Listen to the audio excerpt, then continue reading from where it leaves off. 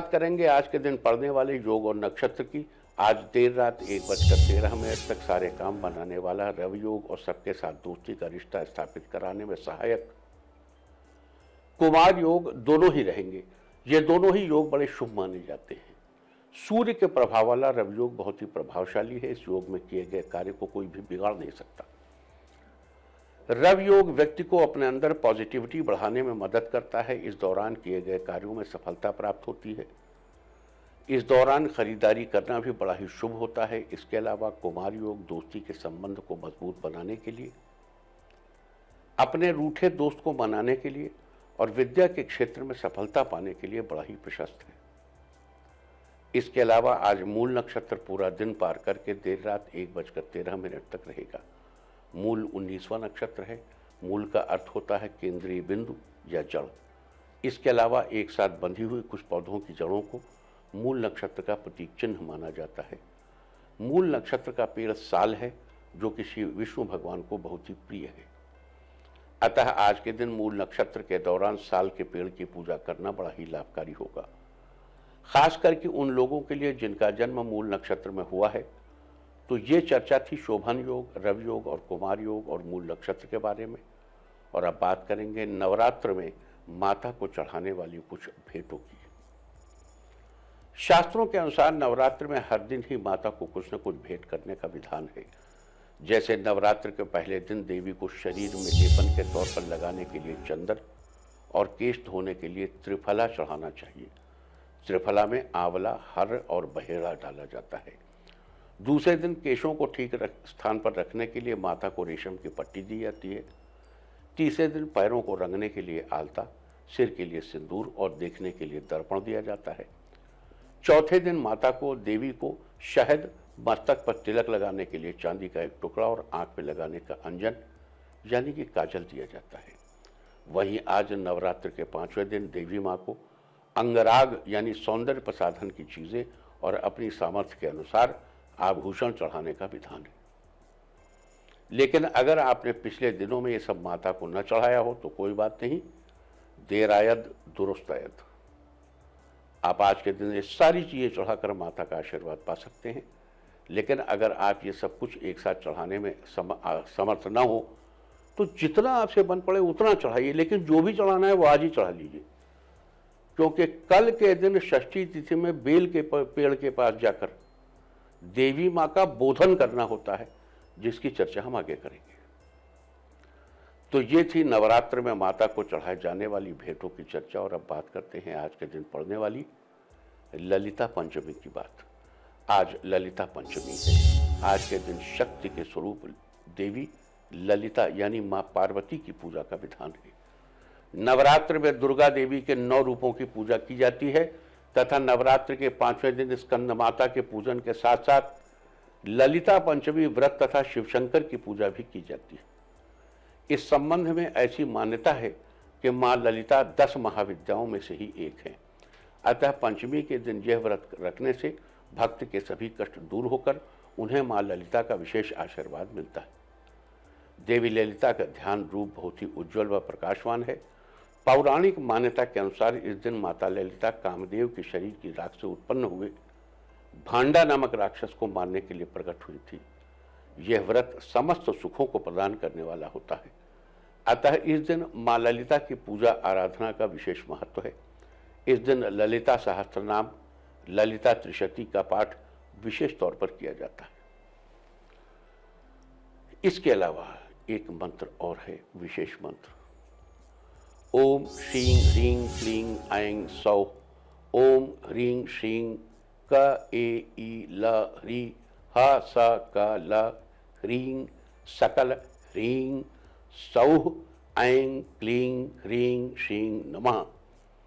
5वें दिन के इस ध्यान से मंत्र से माँ को लाल रंग के पुष्प, लाल वस्त्र आदि भेंट कर इस मंत्र का एक अधिकाधिक जाप करने से जीवन की आर्थिक समस्याएं दूर होकर धन प्राप्त के सुगम मार्ग मिलते हैं।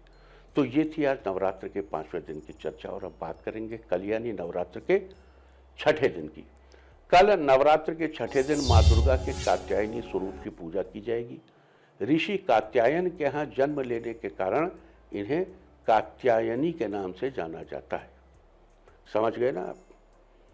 ऋषि कात्यायन के यहाँ जन्म लेने के कारण इन्हें कात्यायनी के नाम से जाना जाता है। माँ कात्यायनी की उपासना करने से व्यक्ति को किसी चीज का भय नहीं हो रहता, उसे स्वास्थ्य संबंधी परेशानियों से छुटकारा मिलता है। साथ ही अगर आपको अपने लिए सुयोग्य वर या वधू की तलाश है तो देवी कात्यायनी की उपासना से आपकी तलाश भी जल्दी ही पूरी होगी। इसके अलावा अगर आपकी कन्या के विवाह में किसी प्रकार की परेशानी आ रही है तो आज के दिन मां कात्यायनी के इस मंत्र का जप करें।